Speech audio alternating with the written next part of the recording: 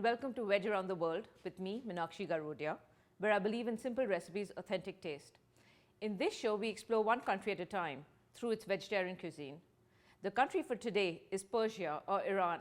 You know, Persia and Iran, you can pretty much use them interchangeably, but I like to say Persia because for me, Persia has all these magical connotations of like the Arabian Nights and sultans and genies and these gardens of pomegranate trees and Aladdin's caves, and it probably is not true, but at some point you did have all these kind of kingdoms in Persia because Persia is one of the first places where there was civilization in the world.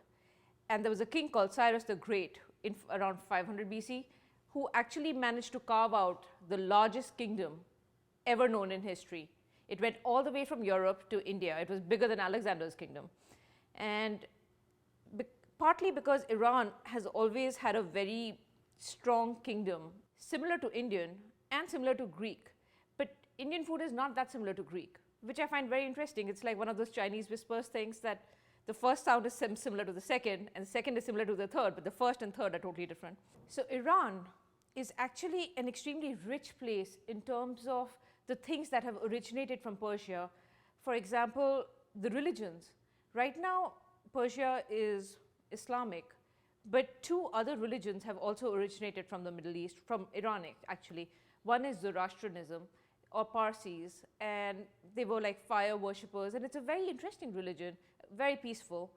And the other one is Baha'i, which I find very interesting because it started a few hundred years ago, but it's a very women's lib kind of religion, which is very interesting to me because you didn't have too much women's lib 200 years ago. Also, there's been a very major regime change. Of course, everybody knows about that with the revolution. But I came across this book almost 10 years ago called Persepolis, and it's also a movie. And it was so fascinating that it's 10 years old, but I still remember I saw the movie as well as I read the book. I can still remember so many scenes from it. I would recommend a watch or a read if you can. And the other cultural thing for me, for Iran, is I have a favorite movie director who's Iranian called Majid Majidi. And his movie Children of Heaven, it is just so phenomenal. It's about these two small children and they're borderline poverty. And it's just so sweet. You know, you'd think with a topic like this, it wouldn't be a sweet movie, but it's really nice and sweet movie. Now, also because the Persian culture has been so old and it's such a big country, there are many different kind of cuisines. And there is no right or wrong way of making anything because each country or each part of the country has its own flavors and everybody has their own way of making the same dishes. Essentially, you'll have the same ingredients, but you can play around with them, which is perfect for me because, as you know, I believe in you should be experimental with food. Food's like art. You should just try it out till you get it right. You get it just what you want it. Because what I like might be slightly different from what you like. But you won't know it unless you try both and see which one you prefer. So I have a really exciting lineup for the food today. Let me tell you a little bit about it. We're going to start off with a very simple chopped salad. Now that's very close to the Greek salad, except it doesn't have oregano or cheese.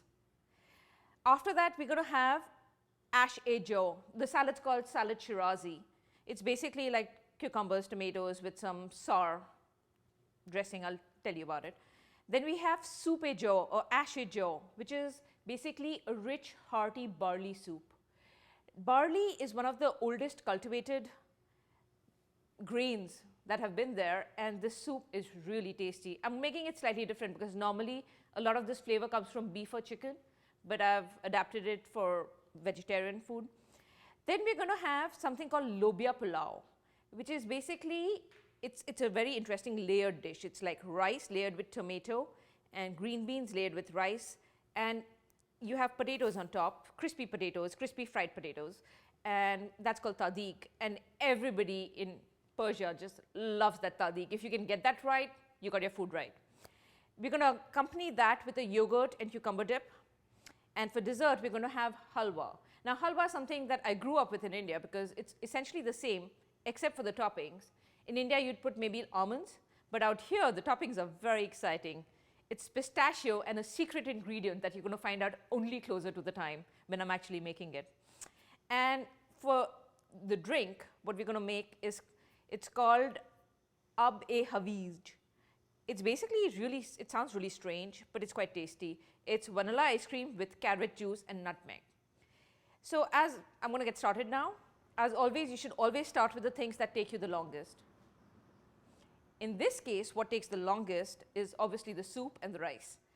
Now, there is an easy way of making stuff and there's a difficult way of making stuff. In all of these dishes, you could like make each dish in a very long, complicated way or not so complicated way. I wonder which one I went with. Well, the simple one. I tried it in many, many different ways of making it, but the difference in the taste is not significant enough to make it worth that time. So what we're going to start doing is take some olive oil, and for the soup, you can either slow cook it or do it in a pressure cooker.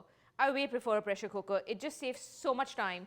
And with something like barley, it's a very hard grain. It's a very hard whole grain. So you want it to be cooked thoroughly, and for it to be cooked thoroughly in a non-pressure cooker takes a very long time. In a pressure cooker, it takes half an hour. So without a pressure cooker, you need minimum 2 hours. So I'm going to put this on so that this gets heated. I'm going to make it high and add a dash of olive oil in each of them. I'm going to make the rice as well as the soup sort of simultaneously.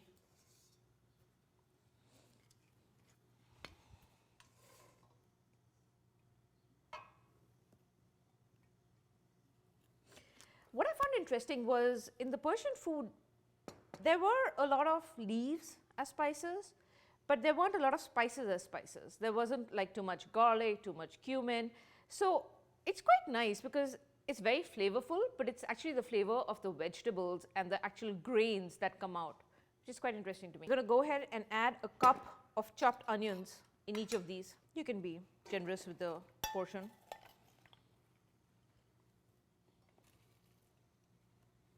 Okay.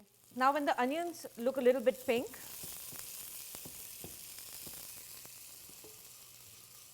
because this is electric, I'm going to turn down the heat a little bit on this. And I'm going to go ahead and add the green beans and a can of tomatoes. You can use fresh tomatoes, obviously. I just use a can because, you know, it's just easier. Give it a good stir.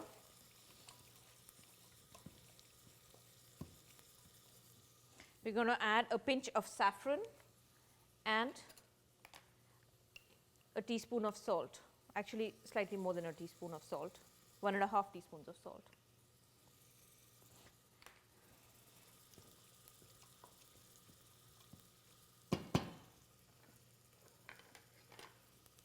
We're also, this is done, the onions in this.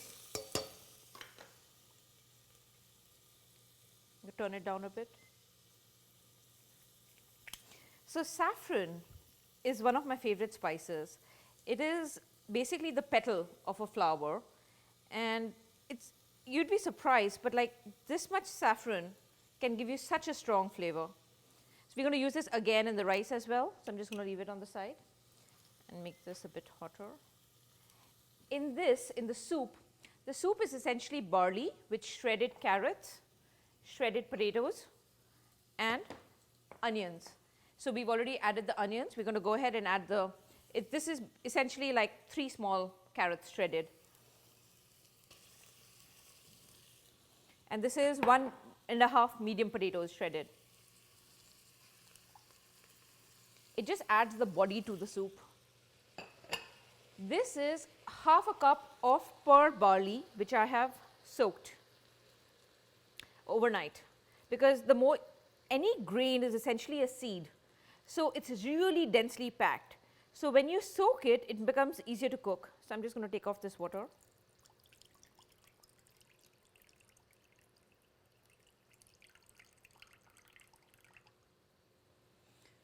And I'm going to add it to this. Give it a good stir. I mean, just look at this. This is probably something, they ate something like this like 1,000 years ago. Barley with some vegetables, cooked over a long time because they didn't have pressure cookers back then. I'm going to add just 1 spoon of salt, even though this is a lot. Now, as I mentioned earlier, this is typically flavored with beef broth or chicken broth. Because this is vegetarian, I'm just going to use, it's just a can of vegetable organic broth. It's very easy to make broth actually. You just boil whatever vegetables you have and you can make a broth out of it. I'm going to add the whole container.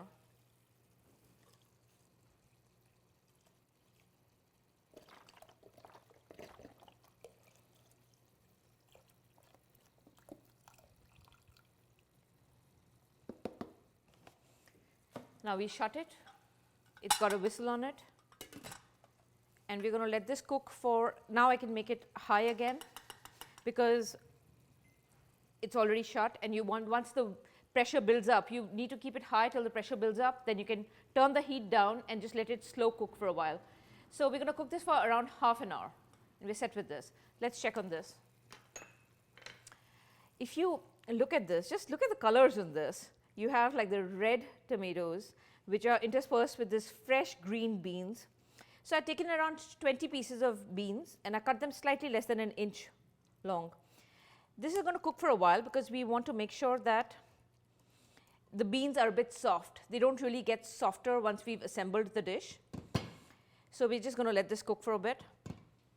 Meanwhile, what you do for the rice. So this is 1.5 cups of rice. Now I'm going to tell you my little secret for making sure that your thing comes out perfectly. You need a pan, which this is a 2-quart pan with non-stick inside to get the perfect pulao. When it's non-stick, the chances of it coming out easily are higher. Also, your quantity of rice should not be too little. If you have just like 1 cup of rice and it's only going to fill halfway through, the chances of when you're turning it over, it's going to break are very high. So you take 1.5 cups rice, you can even put in a 2-quart, you could even push it to 2 cups rice if you wanted to make a little extra quantity. What you're going to do with this rice is we're going to parboil it. Parboil is essentially that you take boiling water,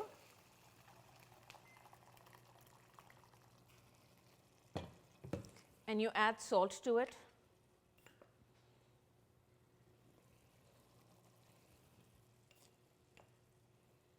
The salt's going to come out, so you can add a little bit extra right now. I'm going to start that. Actually, let me just change the places.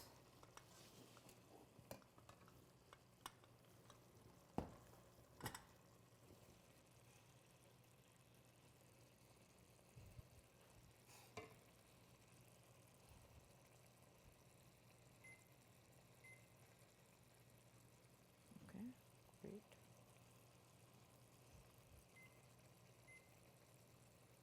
And we're also going to start this and start heating the pan for the actual assembly of the pulao.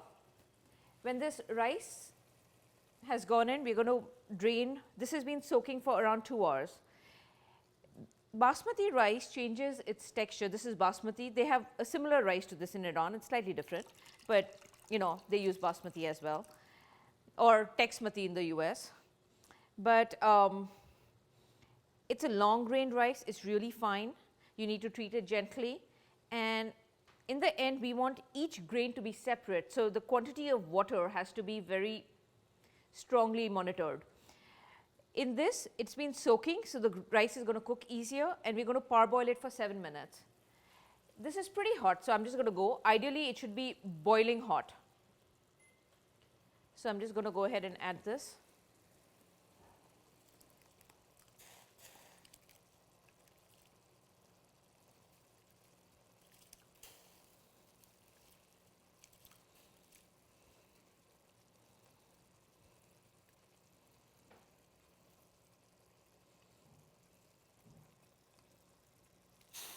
Oops.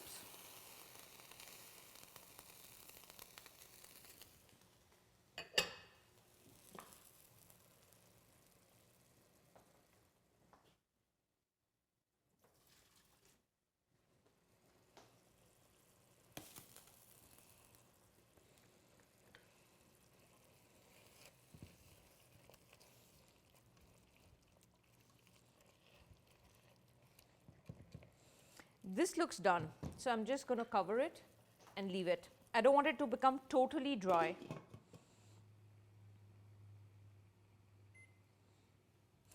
Actually, I'm going to change places. Put this here. This is like musical stoves. You have musical chairs and then musical stoves.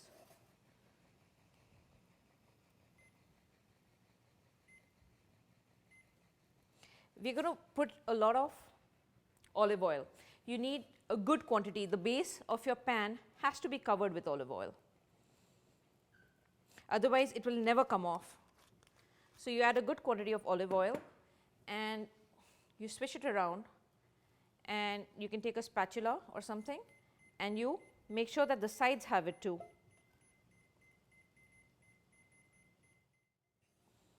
You make sure that every part of it has it. Now to make the tadig, which is the potato on top, you need to have thin sliced potatoes. Oh, let me set the timer for 7 minutes.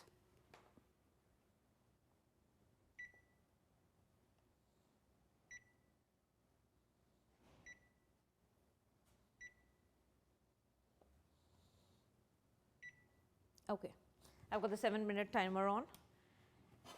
Now in this, we're going to make a nice layer or design with potatoes really. I have these potatoes which are sliced around, as you can see, really thin. It's like 1 centimeter.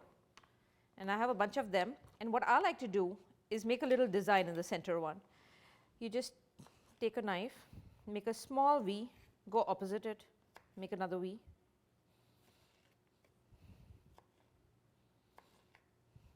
It's like something simple, but it looks really pretty. Like even when you're decorating cakes and all that, it looks nice.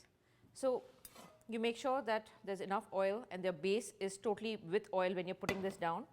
You put this in the middle. I'm going to turn the heat down a bit because the rest of the food is not ready. I'm going to decorate the potatoes around it. I don't know how many will fit. Oh, perfect. I'm going to turn it down. In fact, I might turn it off because it's really hot. The rice is went off. So what we're going to do is we're going to drain this rice. So let me turn it off first. Pick it up. We're just going to drain this rice.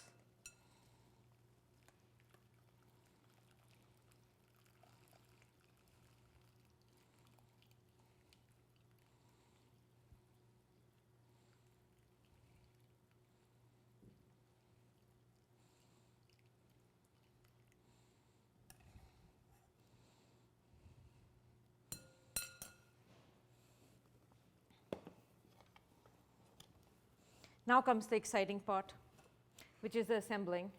What I'm going to do is I'm just going to add a little bit of saffron into the rice. So you'll have these spots of colors throughout. I didn't want all the rice to be orange or yellow.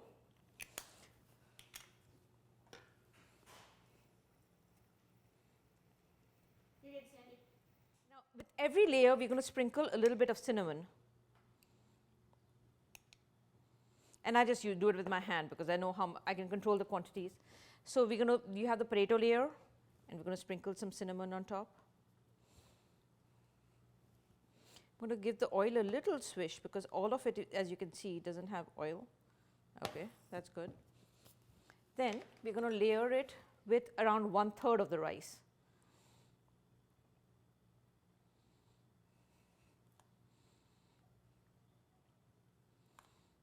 You can approximate, it doesn't matter.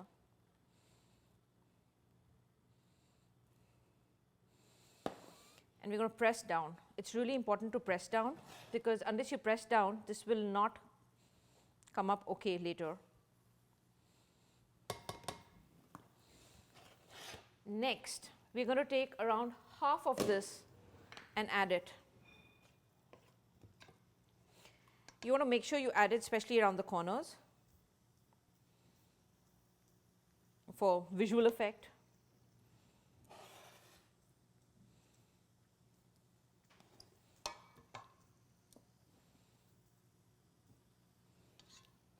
Go with a little more. This is the reason I didn't want to dry it out so much, because then the quantity of the tomato really decreases.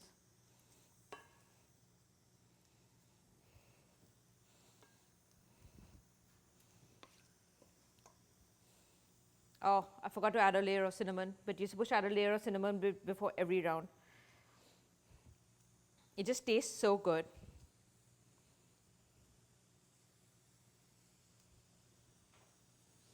Okay, another layer of rice.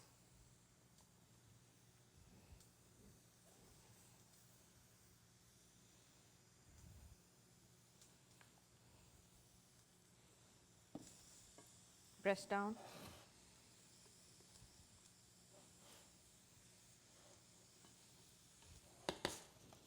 And the rest of this. You can hear the pressure building up in the pressure cooker. I love pressure cookers. They make life so much easier when you're cooking.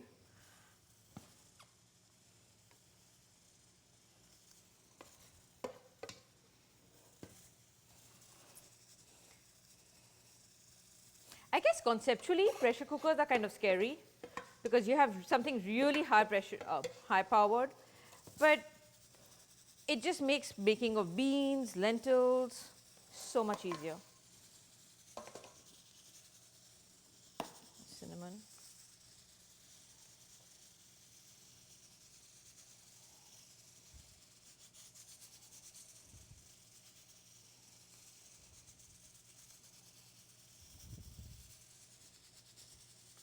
And the rest of the rice.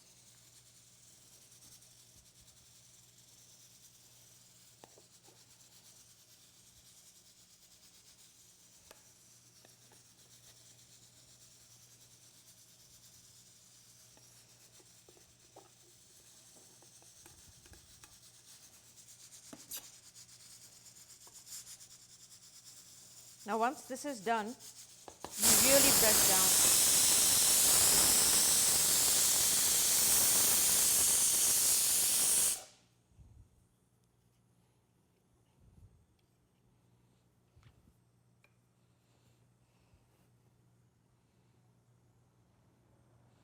Press down hard. Now if you're wondering how this will cook because there's no water in it, there's a little trick you do to trap in all the steam. There. That's nicely pressed. So what we're going to do is we're going to take a paper towel, and you can do this with cloth also. I just prefer paper towel. So we'll take 1, 2, and 3. We're going to line the lid with it. So you put it on top and you put the lid down, and then because out here it doesn't matter because we have an electric, so this is not going to catch fire, but at home or when you're cooking otherwise, you can, if you don't have electric, if you have a gas stove, make sure you tape your paper. You don't want your paper to be open to fire. I think the tape is one of the things I use the most in the kitchen. Like instead of those catchers when I'm opening things, you just tape it up. And we're going to put it on medium heat for 35 minutes. It takes a good long time to crisp and cook. So I'm going to put this on at maybe 4, and we're going to let it cook for 35 minutes.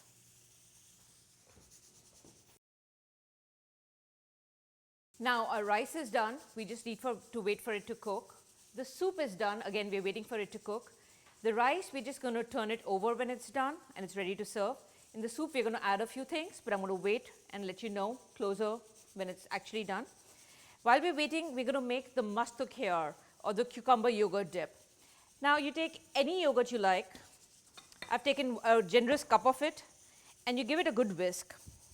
The texture really changes when you give it a whisk. The only flavors we're going to add in this are mint. I've chopped a little bit and I'm going to chop a little bit more.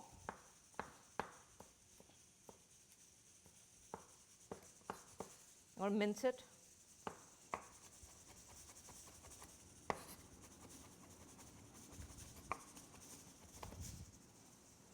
We're going to add very basic flavorings.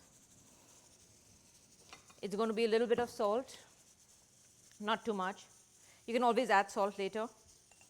A little bit of pepper.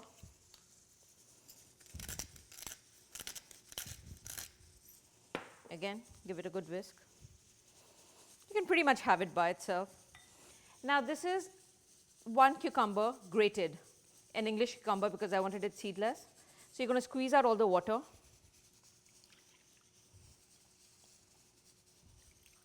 You can actually chop the cucumbers in this, but as I'm chopping cucumbers in the salad, I decided to grate it. Personally, I like the grated version myself, though a lot of people prefer the chopped. Okay, let me taste it.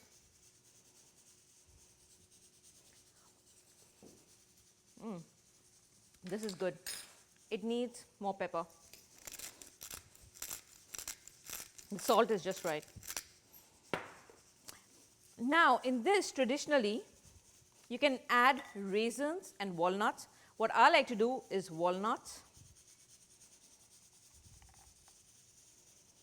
and pomegranate.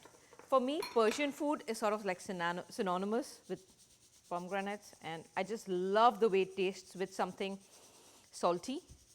So I'm going to add a generous portion.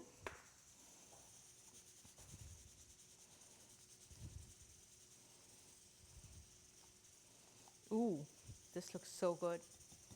I'm going to try it, a different spoon from the one I already used, with my keep my saliva to myself concept.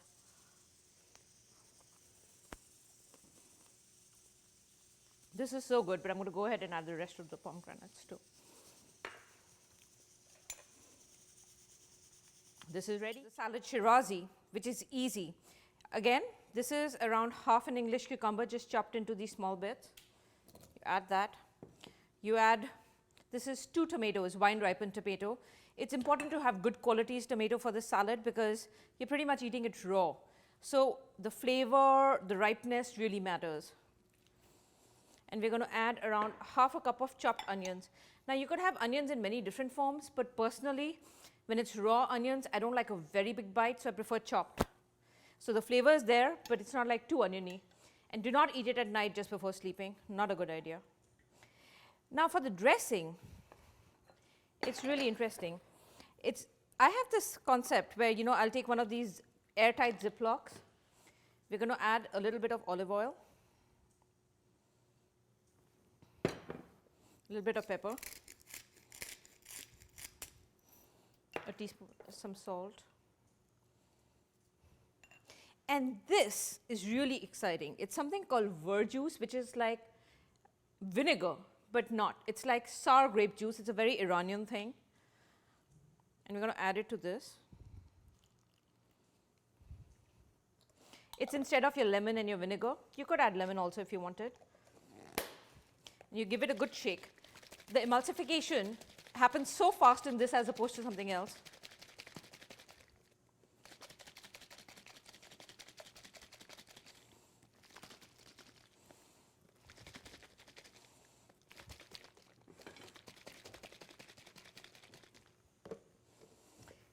We're also going to add some mint to this. So I'm just going to chop up a little more mint.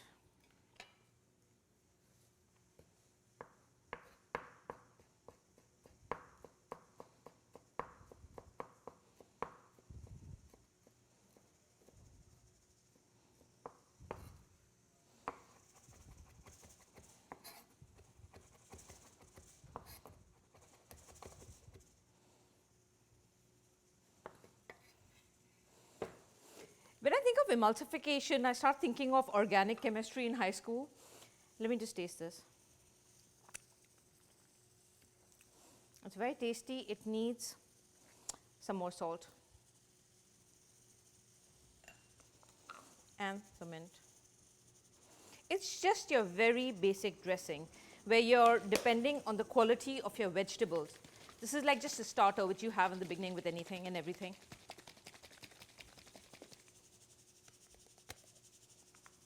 And then we're just going to pour it on top.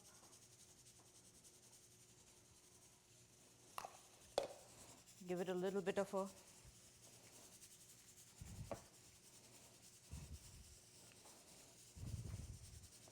there. That's it. That's your salad shirazi. So pretty much the only things left now are the dessert and the drink.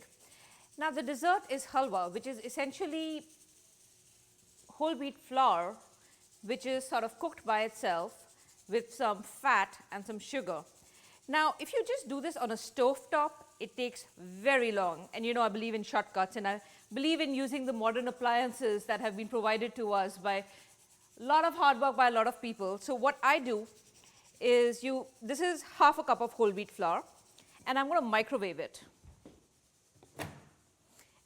You have to be careful, because the only thing you have to be careful is that in the microwave, because the bottom layer gets hotter than the top layer, there's a chance of it burning. So when you're doing this in the microwave, we'll do it for a sum total of around 4 minutes, but we're going to stop and start after the first 1 minute, every 30 seconds to make sure that it's not burning.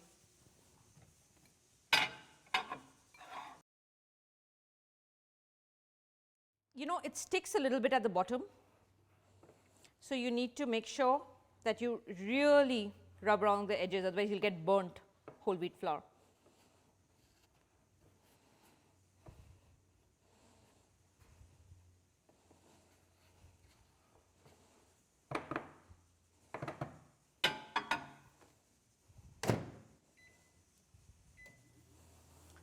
You can make this, right now I'm making it with whole wheat flour, you can make this with cream of wheat, you can make this with chickpea flour, all of it, it's pretty much the same recipe. It's just so delicious. When you eat it, you won't believe that something so easy, which you could have made so fast and you haven't ever made. If you look at this, you can see it's starting to change colors.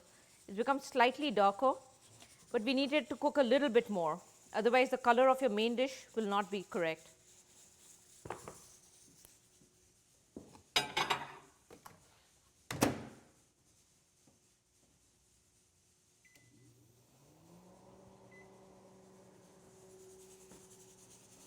Meanwhile, the amount of oil you put in is totally your decision. I'm going to put in slightly more than 1/4 of a cup. You can try my recipe, see how you like it. Next time add more or less, just like slightly more than 1/4. And I'm going to turn the heat on.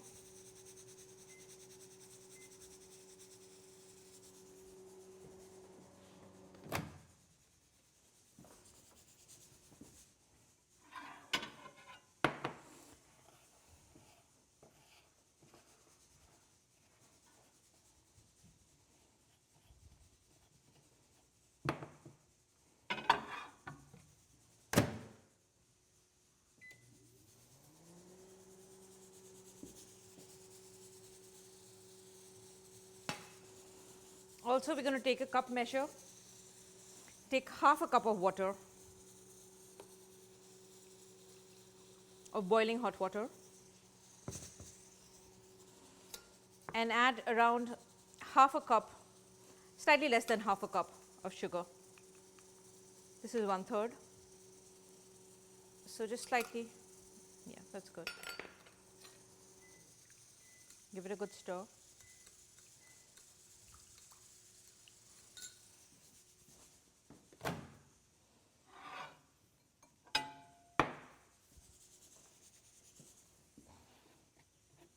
There, I think this is done. The bottom's turning brown. This is perfect. Okay, this is too hot for me to hold. I have no heat tolerance.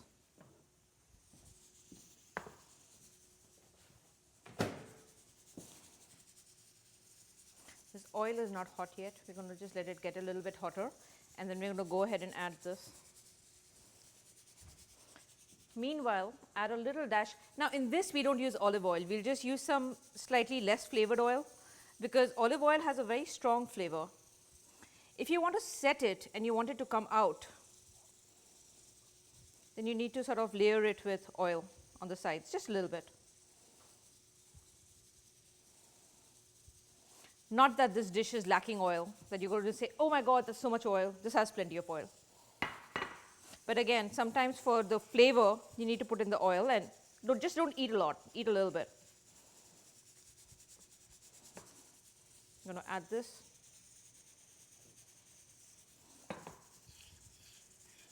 You can see it sticks a little bit.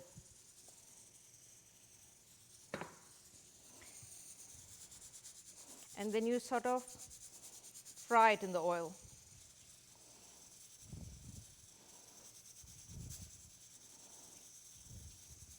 If you'd cooked the wheat flour a bit more, it would be darker. I normally cook it a little bit darker than this.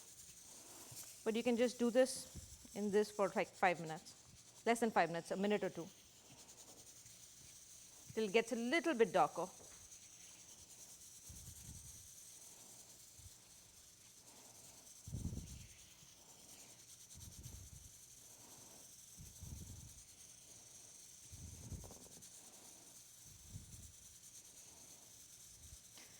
If the wheat flour isn't cooked fully, it doesn't taste as good, which is why the color has to be dark brown.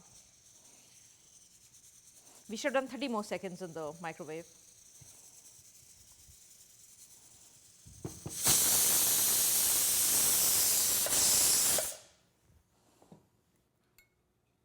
I'm going to go ahead and add the sugar water.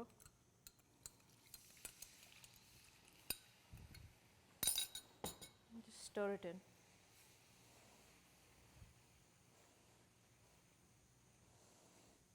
This water is going to evaporate very soon, but you just want it to be nicely mixed in. See, you can see the texture changing. You want to make sure that you don't have any lumps. There. See, the water, it just soaks up the water. We'll turn this off.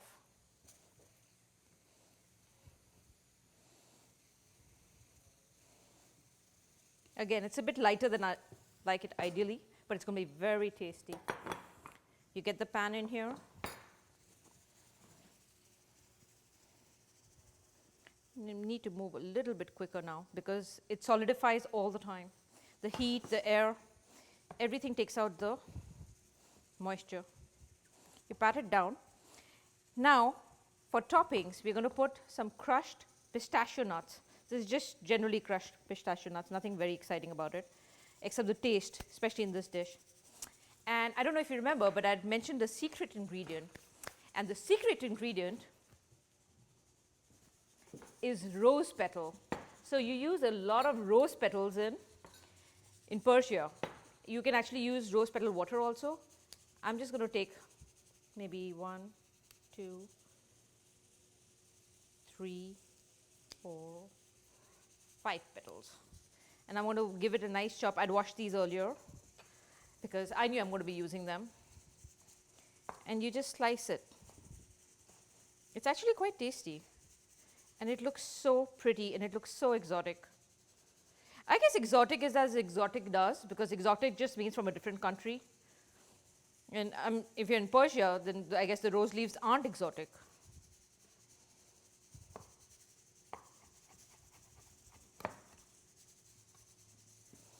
And then we're just going to sprinkle this.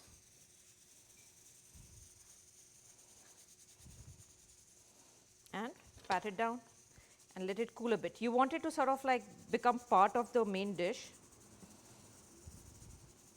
You don't want it on top. You want it, put it. Ta-da, it's ready. As we're almost ready with these two dishes, we're going to go ahead and assemble the drink. Again, as I said, it's very simple. It's something you'll never think of, but once you try it, you'll be like, It's like, you know those things that you think together and you think they don't match? I think on commercials on TV, it's going haywire right now. It's all about things that don't match, which they mix together.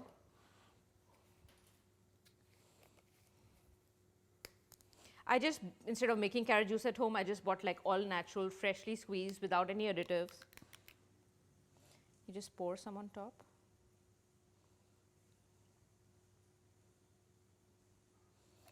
And we're just going to sprinkle it with a little bit of nutmeg. Just a teeny tiny bit. Yep. That's about it. It's set. You could have put cardamom if you wanted, cinnamon if you want, whatever spice you like. One of the like the allspice spices, any of those. So this is like a little bit of healthy and a little bit of exotic. I mean, just look at the colors. When you see the, you have orange, white, and then it's mixing in together. It's really tasty. While we're waiting, this should be done in like 5 minutes. One of the tricks of opening a pressure cooker is never, ever, ever try to lift the whistle by yourself. But if you take the whole pressure cooker and you just run some cold water on it for a while, it just pulls right out. So let's open this up and take a look.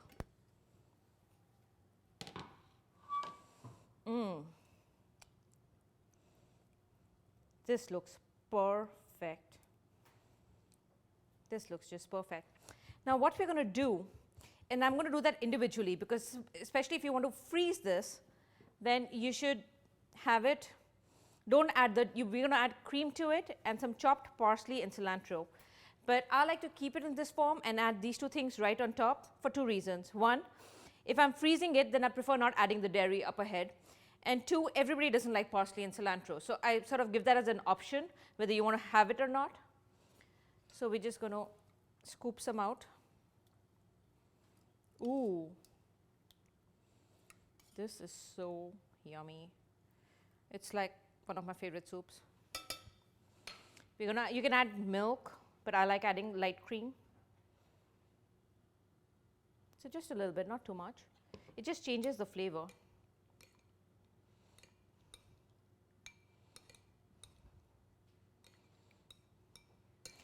And we're just going to take a little bit of cilantro and parsley. I personally think that the parsley and cilantro, this is a very dense soup, very rich soup, and this is parsley and cilantro taste very fresh in your mouth and very flavorful.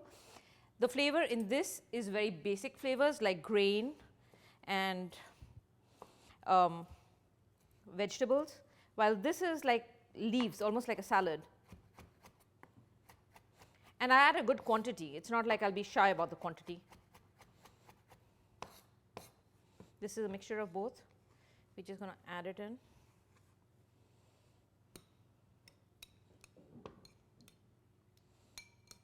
There, that's ready. Now the only thing left, which is really the finale, is the rice dish. Okay, the moment of truth. Let's open it up.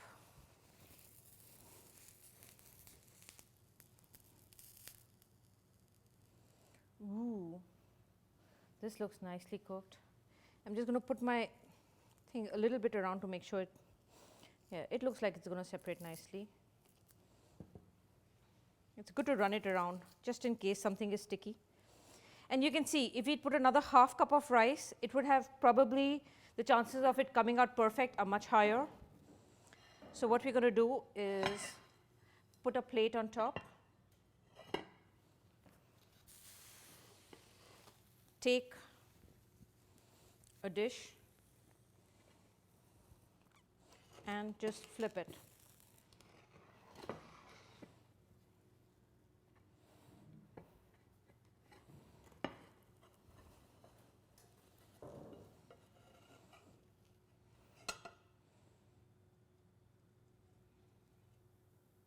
Ta-da! It's come out perfectly. Just look at it. So this part is super crispy, and so is the crispy rice. And I'm going to slice this open and show you in a minute what it looks like. I'm just going to bring all the food out and show you everything. Our meal is ready. I'm going to cut this. So when you cut it, you'll be able to see layers soon.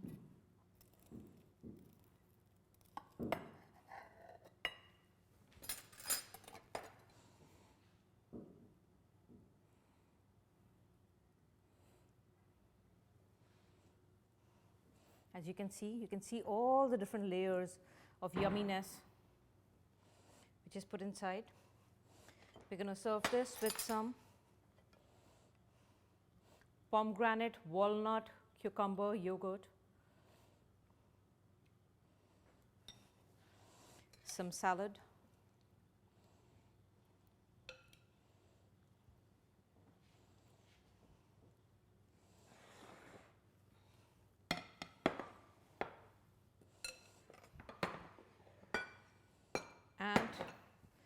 a little bit of the dessert in the plate.